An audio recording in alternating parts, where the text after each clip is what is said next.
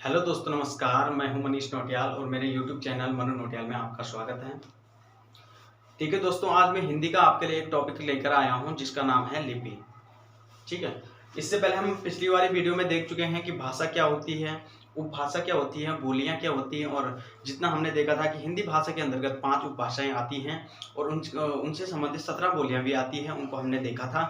इसी प्रकार से नेक्स्ट टॉपिक मैं आपके लिए लेकर आया हूँ लिपि। ठीक है, बहुत इंपॉर्टेंट टॉपिक है, कई बार परीक्षा में पूछा जाता है। तो लिपि क्या होता है दोस्तों, अब देखिए। लिपि क्या होता है, मतलब हम आसान से शब्दों में कह सकते हैं, भाषा को जो लिखने की शैली होती है या स्टाइल होती है उसे हम लिपि कहते हैं। अगर हम इसे परिभाषित भी करना चाहें तो हम किस प्रकार से परिभाषित करेंगे, देखिए।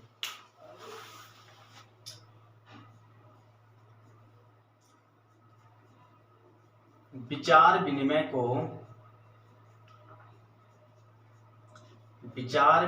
को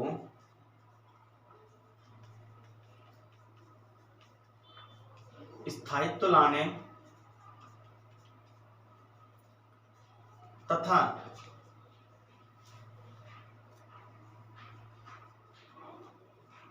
दूसरे लोगों को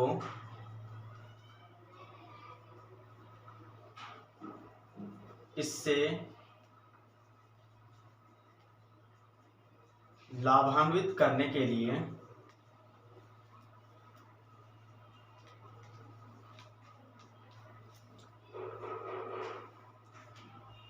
कुछ वर्ण यानी कि ध्वनि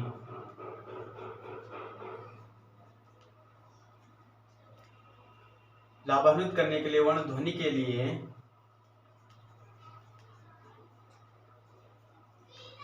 कुछ संकेत बना लिए गए हैं।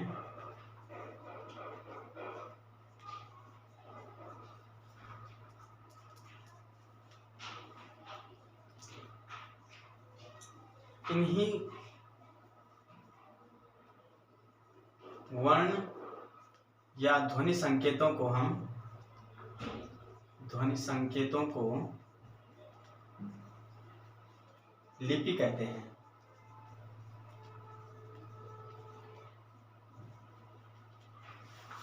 ठीक है,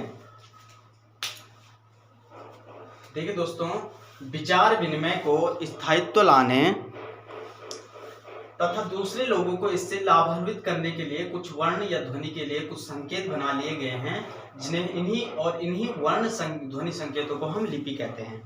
अब देखिए दोस्तों, लिपि का हमने परिभाषित कर लिया, लेकिन लिपि आखिर होती क्या है और मतलब कौन कौन सी लिपियां होती हैं और कौन कौन सी भाषाएं किस लिपि में लिखी जाती है। ये मोस्ट इंपोर्टेंट टॉपिक है दोस्तों, जो परीक्षा में पूछा जाएगा। ठीक है, तो देखिए दोस्तों,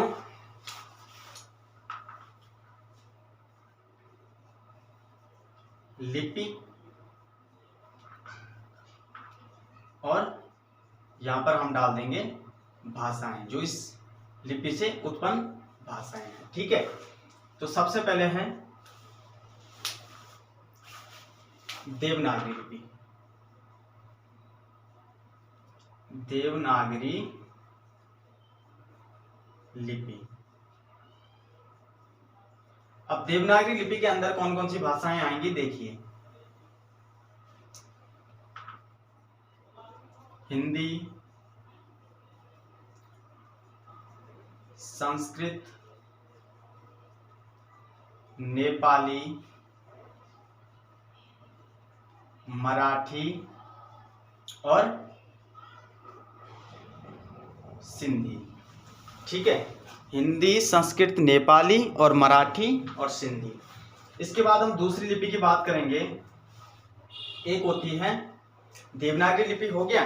अब दूसरी आएगी रोमन।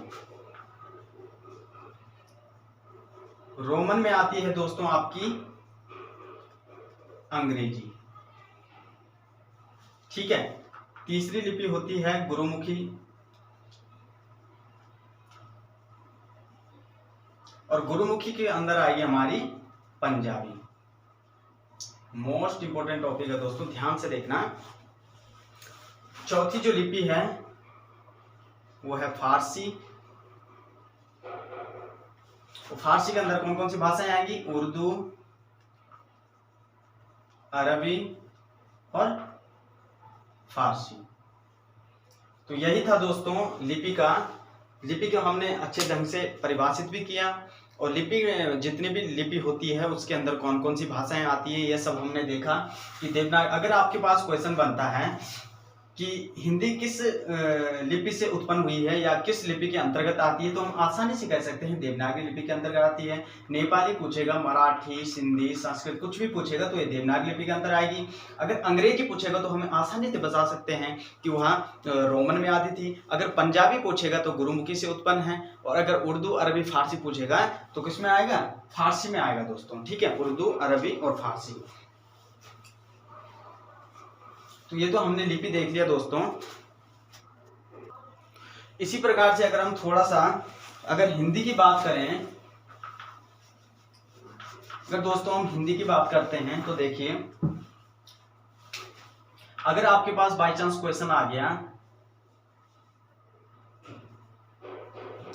हिंदी को राजभाषा का दर्जा कब मिला, राजभाषा का दर्जा मिला, कई बार पूछ रखा है, तो आपका आंसर आएगा दोस्तों 14 सितंबर 1949 को। लेकिन अगर पूछेगा हिंदी को राजभाषा होने का गौरव कब प्राप्त हुआ, राजभाषा होने का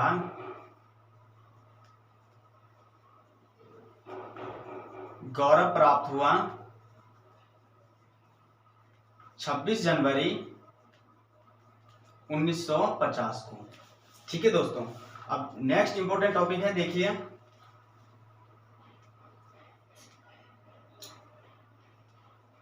अंतर्राष्ट्रीय हिंदी दिवस मनाया जाता है। अंतर्राष्ट्रीय हिंदी दिवस, क्योंकि हिंदी को जिस दिन राजभाषा का दर्जा मिला था 14 सितंबर 1949 को, उसी दिन की याद में ही हम क्या मनाते हैं? अंतर्राष्ट्रीय हिंदी दिवस मनाएंगे। तो आंसर क्या आ जाएगा? 14 सितंबर को। अगर पूछा जाएगा अंतर्राष्ट्रीय हिंदी दिवस कब मनाया जाएगा? 14 सितंबर को। ठीक है, अगर यहीं पे पूछ लिया कि विश्व हिंदी दिवस कब मनाया जाएगा, विश्व हिंदी दिवस मनाया जाता है दोस्तों, विश्व हिंदी दिवस, तो ये आ जाएगा दोस्तों 10 जनवरी को। क्योंकि इसमें क्या हुआ था दोस्तों, 10 जनवरी को क्यों मनाते हैं? क्योंकि इस दिन क्या हुआ था, 10 से 14 जनवरी तक 1975 में प्रथम विश्व हिंदी सम्मेलन